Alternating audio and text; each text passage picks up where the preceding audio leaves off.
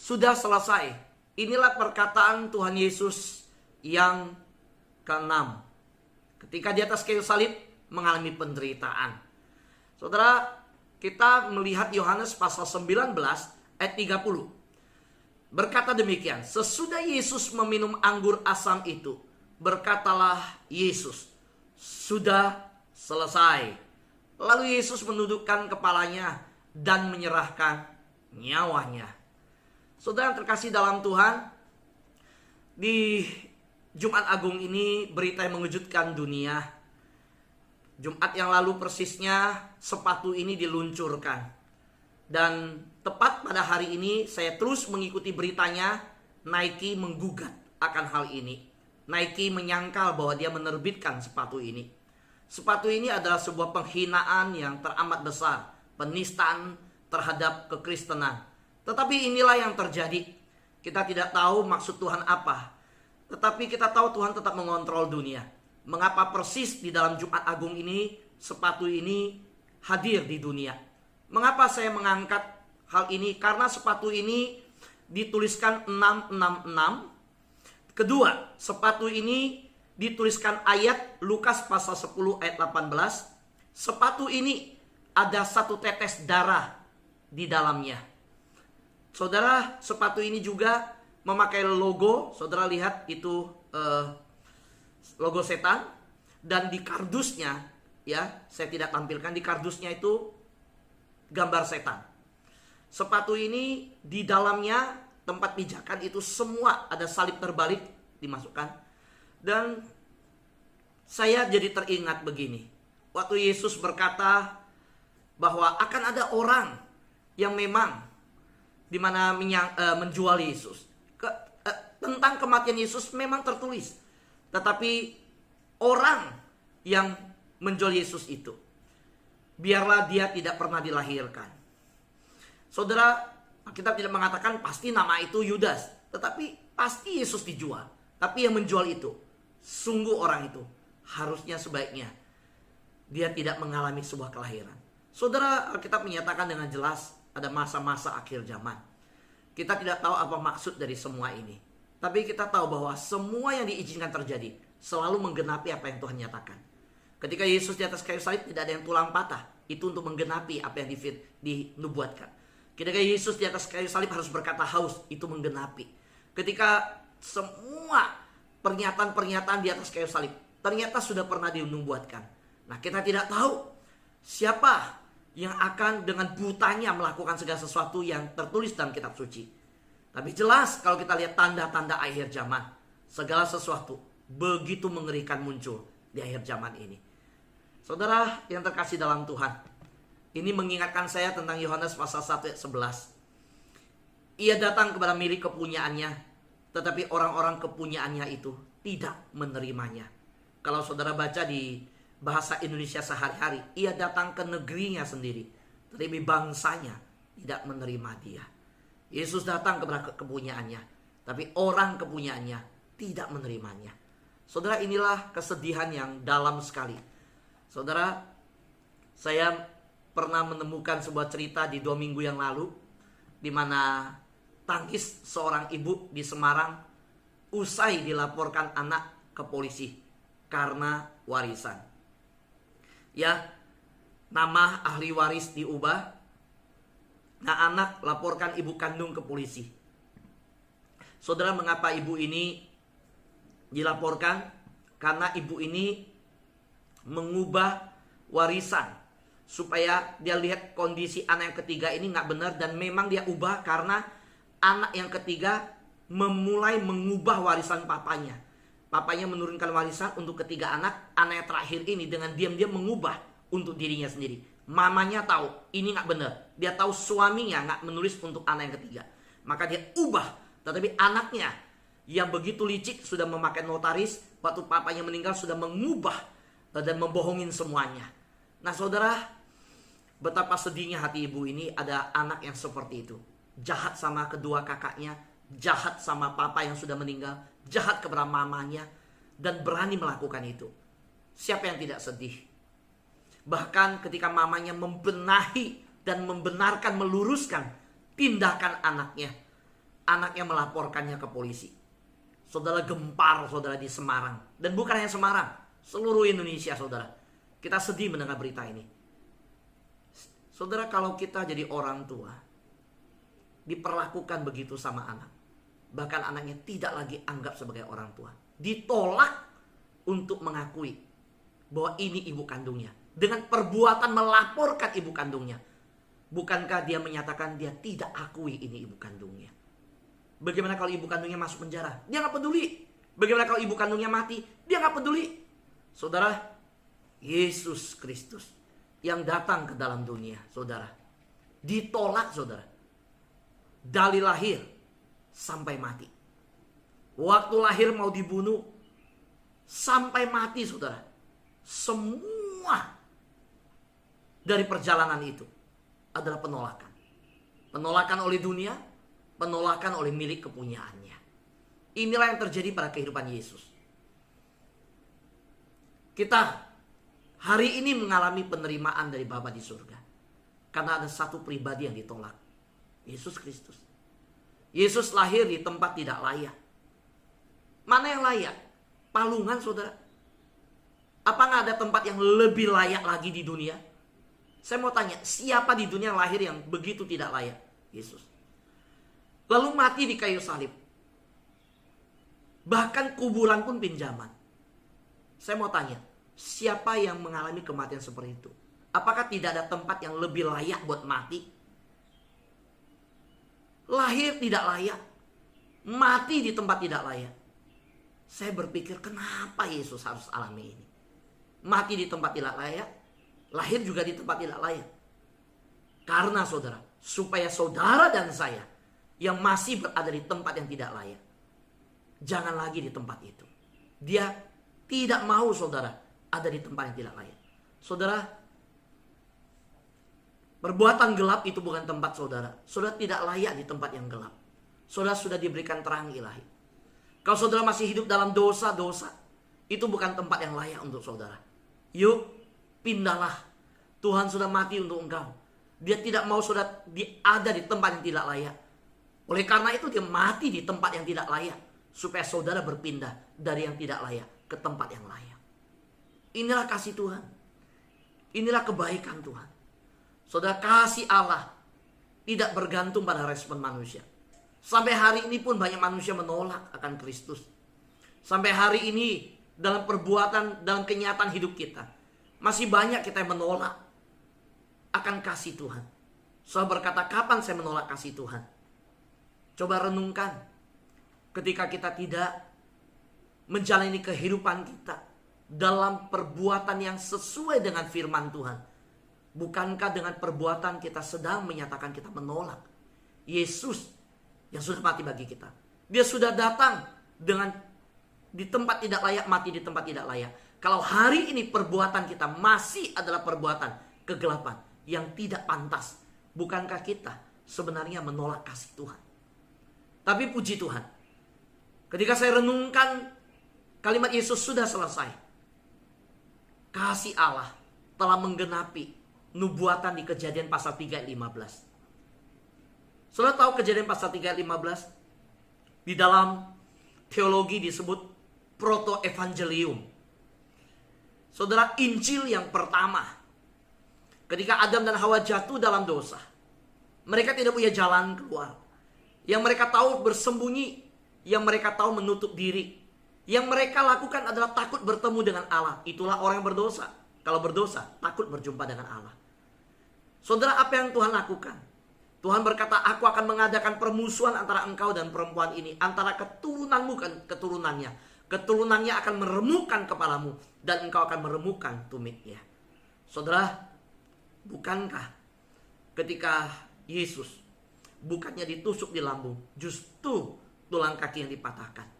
Itu semua penggambaran akan penderitaan Kristus. Dan bukan hanya satu bagian itu, banyak saudara. Begitu banyak saudara. Intinya ketika permusuhan ini diadakan, keturunan perempuan.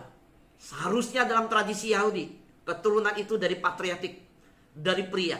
Tapi kali ini keturunan perempuan, saudara. Saudara, Yesus dilahirkan tanpa pria. Maria mengandung dari Roh Kudus dan melahirkan Yesus. Itu keturunan perempuan. Saudara, ketika Yesus menggenapi seluruh nubuatan, ternyata Kejadian pasal 3:15 itu bicara tentang keturunan, yaitu Yesus itu, yaitu keturunan Maria itu, keturunan, yaitu pribadilah Yesus yang dimaksudkan itu. Yesus adalah pribadi yang dinubuatkan, dinyatakan di Taman Eden oleh Tuhan, bahwa keturunan perempuan ini akan merenungkan kepala iblis dengan kematiannya. Saudara, pertanyaannya, bukankah Hawa dan Adam belum berbuat baik? Iya, Injil ini sudah diproklamasikan. Bukankah Adam dan Hawa belum menunjukkan penyesalan, malahan saling menuduh, saling menyalahkan ketika berdosa. Mereka menyalahkan di hadapan Tuhan, bahkan Adam menyalahkan ciptaan Tuhan. Tapi Tuhan sudah mengasihi dia. Karena itu saya mau katakan, keselamatan bukan karena usaha kita. Keselamatan adalah anugerah Tuhan. Saudara, apakah Adam sudah berbuat baik? Enggak. Tuhan sudah memberikan kesempatan bahwa akan datang pengampunan. Saudaraku, bahkan waktu engkau dan saya belum dilahirkan, ketika Yesus berkata sudah selesai, kita tidak ada di bawah kayu salib. Kita tidak mendengar perkataan itu. Tapi kematian Yesus yang berkata sudah selesai, itu kematian untuk saudara dan saya. Sampai hari ini, kematian itu menembus zaman, menembus generasi, dan disediakan bagi saudara saya yang mengakui kematian Kristus. Saudara, kasih Allah tidak bergantung pada respon manusia. Saudara mau menolak? Saudara seperti orang-orang dunia mau menolak? Saudara adalah orang kepunyaannya yang tetap akan menolak mungkin? Kristus sudah mati bagi saudara saya. Tidak tergantung pada respon saudara menolak apa tidak. Yang jelas dia sudah sediakan kematiannya bagi dunia ini. Ada orang berkata, ya saya selamat karena saya mengejar, saya cari. Enggak saudara. Kalau saudara jatuh, tenggelam di lautan, kapalmu terbalik, saudara mau lambaikan tangan, saudara mau kuat tenaga teriak, nggak ada kapal yang lewat, nggak ada gunanya. Hari ini kalau Yesus datang ke dalam dunia, nggak ada namanya gereja. Saudara mau cari, kejar, tidur di bawah pohon, mandi di sungai, cabut rambutmu, tidur di atas paku, Yesus gak pernah datang, gak ada gunanya. Saudara mau kejar kemanapun gak ada gunanya. Saudara di padang gurun, haus, hampir mati, kehausan, kepanasan, kalau tidak ada yang datang, taruh minuman, gak ada gunanya. Saudara gak bisa berkata, saya hebat, saya ulurkan tangan ketika tenggelam di laut, maka saya bisa selamat melambai. Enggak, kalau tidak ada yang datang mengulurkan tangan. Saudara berkata, saya hebat, waktu orang itu datang, saya mengulurkan tangan, maka saya diangkat ke perahunya. Kalau dia gak pernah datang, saudara mau tangan siapa angkat saudara? Saudara kalau di dalam padang pasir, gak ada yang lewat musafir, menolong saudara, siap, saudara gak bisa selamat. Saudara gak bisa, oh tapi karena saya hebat, saya ambil, saya minuman itu, saya minum. Kalau nggak ada yang taruh minuman itu, saudara gimana selamat? Bagaimanapun juga, keselamatan adalah anugerah Tuhan. Saudaraku yang terkasihan Tuhan, karena itu saya mau berkata, betapa besarnya kasih Allah untuk dunia ini. Maka kita bernyanyi, kasih Allahku sungguh telah terbukti ketika ia serahkan anaknya. Bersyukur saudara, karena dia mengasihi kita tanpa bergantung respon kita. Yang kedua, rencana Tuhan tidak dapat dibatalkan oleh ciptaannya. Saudara, manusia tidak bisa membatalkan rencana keselamatan. Kita tahu nabi-nabi boleh gagal.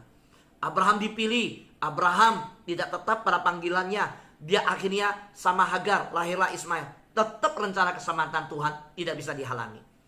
Daud jatuh dalam dosa. Saudara, tetap rencana Tuhan tidak bisa dibatalkan. Justru kita sungguh nggak mengerti. Lewat Batsheba lahir anak kedua, Salomo. Justru lewat Salomo terus turun. Saudara, kita lihat apa yang terjadi. Cara Tuhan yang menyatakan, bukan karena engkau, tapi karena aku. So kita mungkin berkata, kenapa lewat keturunan Rahab? Kenapa lewat keturunan justru Yehuda? Kita nggak ngerti keselamatan justru dari garis keturunan. Yehuda kan sama Tamar, menantunya, justru berdosa. Tapi kok kita nggak ngerti saudara. Tapi saya bilang, bukan nggak ngerti. Di situ Tuhan mau menyatakan, itu bukan usahamu, akulah yang bekerja. Saudara, Matius pasal 18 ayat 11 berkata, karena anak manusia datang untuk menyelamatkan yang hilang. Lukas pasal 19 ayat 10 berkata, sebab anak manusia datang untuk mencari dan menyelamatkan yang hilang. Kalau kita lihat garis keturunan sampai ketika Yesus datang ke dunia, bapak-bapak leluhur dari garis keturunan Yesus, saudara, nggak ada yang banyak yang nggak beres, saudara. Tapi kenapa Tuhan pakai itu semua? Karena menyatakan bukan karena kita, karena rencana Tuhan justru tidak bisa dibatalkan oleh ciptaannya. Bersyukur, saudara. Kita bersyukur kalau karena kita hari ini kita tidak diselamatkan. Kita orang kalau dikasih salib di sini, dulu kita belum diselamatkan. Nggak ada yang mau jalan ke salib. Semua mau meninggalkan salib. Dulu kita orang lempar gereja. Dulu kita orang yang benci orang Kristen. Dulu kita menghina orang Kristen. Dulu kita menganggap salib itu hina. Salib itu nggak mulia. Salib itu bodoh, orang Kristen percaya orang bule. Kita ngomong begitu. Kita menertawakan bahwa ada orang dengan cawat digantung di salib. Saudara, kita menghina kekristenan. Kita menghambat kekristenan malahan. Tapi kenapa hari ini kita menjadi orang percaya? Kenapa, saudara? Sekali lagi, bukan karena kita yang pilih Tuhan, tapi Tuhan yang pilih kita. Kalau berdasarkan diri kita, gagal, saudara. Berdasarkan diri kita, gagal.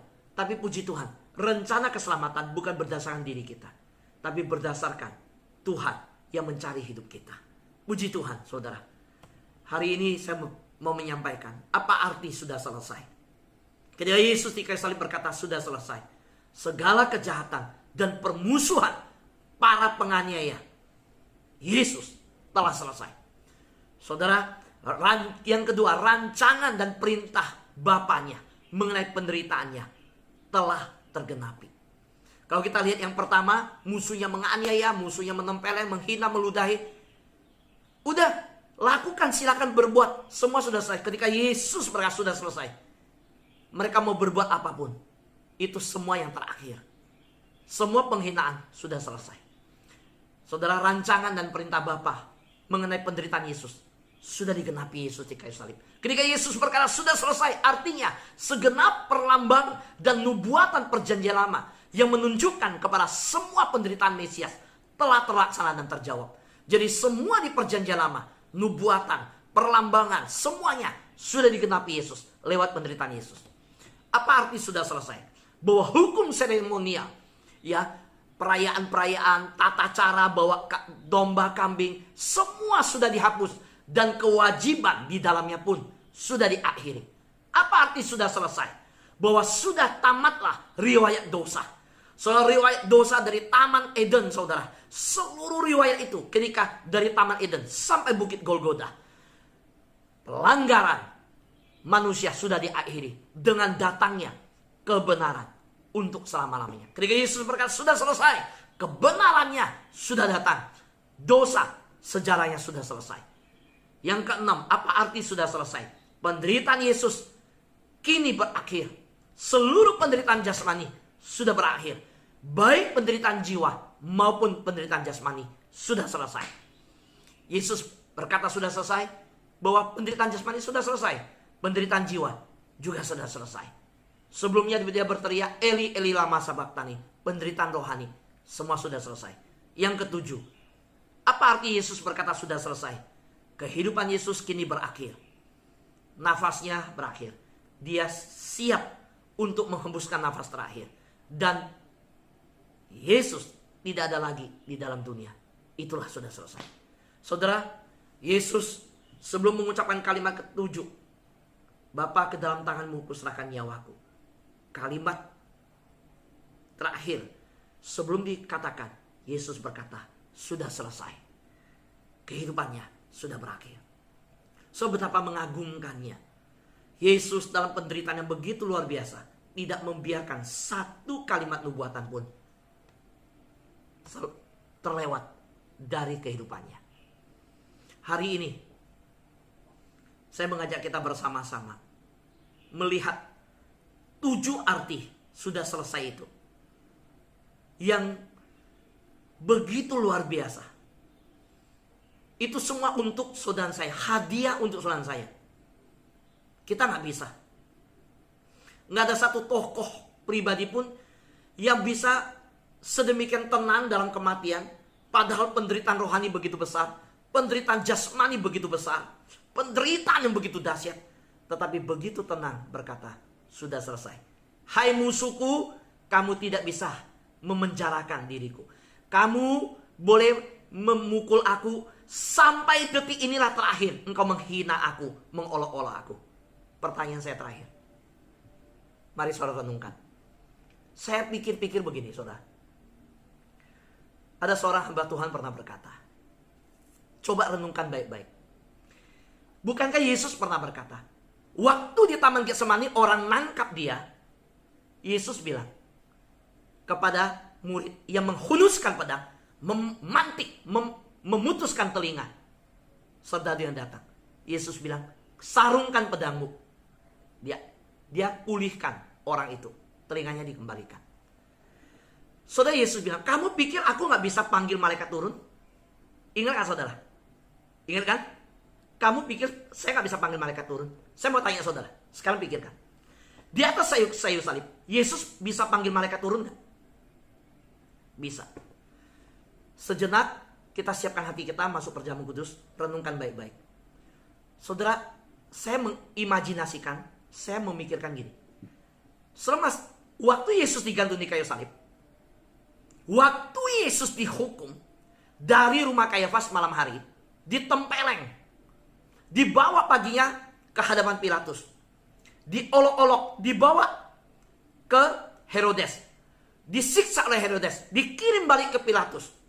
Saya mau tanya, semua itu malaikat tahu nggak? Malaikat tahu. Bapa di surga tahu? Bapa di surga tahu. Dalam keadaan sedemikian, saudara, saya percaya, saya yakin, pasti semua sepengetahuan Bapa. Dan di Bukit Golgota, saya renung begini, itu malaikat di atas Bukit Golgota, itu malaikat kita tahu namanya Mikael, malaikat perang. Gabriel, malaikat yang selalu membawa berita. Saudara, itu di atas Bukit Golgota, manusia yang dibawa gak lihat, malaikat semua udah siap. Ini saya coba secara pribadi ya, gak tertulis di Alkitab. Coba saudara sama saya renungkan. Saudara, waktu serdadu-serdadu Romawi dengan bangganya mengeluarkan pedang, dengan hebatnya, pada waktu Yesus dipakukan, lalu di atas kayu salib dinaikkan, mulut Yesus mulai siap-siap dengan perkataan pertama. Malaikat Mikael dengan seluruh malaikat yang begitu banyak, tangan mereka sedang memegang pedang, siap dicabut. Mikael bilang, diam, tenang semua, kita tunggu Yesus bicara apa. Kalau Yesus bilang turunlah, kita turun. So saya yakin dalam 1 detik semua habis di bawah. Serdadu habis saudara. So malaikat dalam kegelaman, malaikat dalam kemarahan, malaikat dalam hati yang begitu membara, melihat Yesus anak Allah yang dulunya duduk di tahta waktu kekekalan disembah oleh semua malaikat, sekarang turun ke dalam dunia untuk manusia, justru untuk menyerapkan manusia. Diperlakukan tidak adil, diolok, dihina, ditempeleng, diludahi, ditendang, bajunya dicopot, saudara, bahkan dicambuk, dagingnya copot, darahnya mengalir. Itu malaikat dalam keadaan geram dan marah. Saudara, manusia yang dibawa begitu bejatnya menolak Yesus, yang menghina Yesus, menghina Yesus, tidak tahu siapa Yesus. Tapi malaikat di surga tahu siapa Yesus. Saudara, Mikael dengan seluruh pasukan malaikat di atas Bukit Golgota yang mata manusia tidak bisa lihat. Orang-orang Yahudi di bawah salib tidak bisa melihat bahwa di dalam alam rohani itu Mikael dengan pedang, dengan semua malaikat sedang memegang di pedangnya, sudah siap semuanya, cabut dari sarungnya. Mikael berkata, siap, tunggu. Kita tunggu perintah dari anak Allah. Kalau Yesus berkata, cabut pedang, kita turun semuanya. Kita habisin manusia. So tahu, hari itu hidup manusia bergantung dari perkataan pertama Yesus.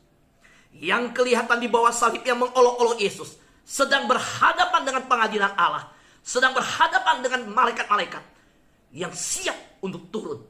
Yesus bilang, sang kamu saya gak bisa panggil satu legion turun.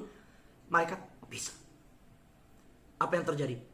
Ketika Yesus siap mengucapkan kalimat pertama, surga hening. Seluruh malaikat hening. Semua menantikan kalimat yang pertama. Tiba-tiba, bibir yang pecah-pecah karena rasa haus. Tubuh yang tidak makan dari malam sampai pagi. Yang belum dikasih minum, yang disiksa, yang retak, yang hancur. Bibir itu terbuka. Waktu bibir itu mulai bicara, Mikael berkata, diam. Perhatikan kalimat ini. So, tahu apa yang terjadi? Dalam kalimat yang pertama, waktu semua malaikat menyimak, justru kalimat itu berkata, Bapa, ampunilah mereka, sebab mereka tidak tahu apa yang mereka perbuat. Seluruh malaikat menyarungkan sarung dan berhenti mengundurkan diri semuanya. Saudara, kalimat yang agung telah meredahkan seluruh kemarahan dari murka Allah. Kita harusnya mati. Kita harusnya binasa. Kita harusnya masuk dalam jurang dosa dan neraka. Tapi Yesus mati bagi saudara saya. So, ketika saya coba mengimajinasikan dan merenungkan hal ini, terlalu gampang bagi Mikael memimpin pasukan dan turun menghabisi semua orang Yahudi dan Romawi. Tapi mereka menyerahkan diri untuk taat pada perintah Yesus. Dan luar biasa, Yesus berkata, Bapa, ampunilah mereka. Amin.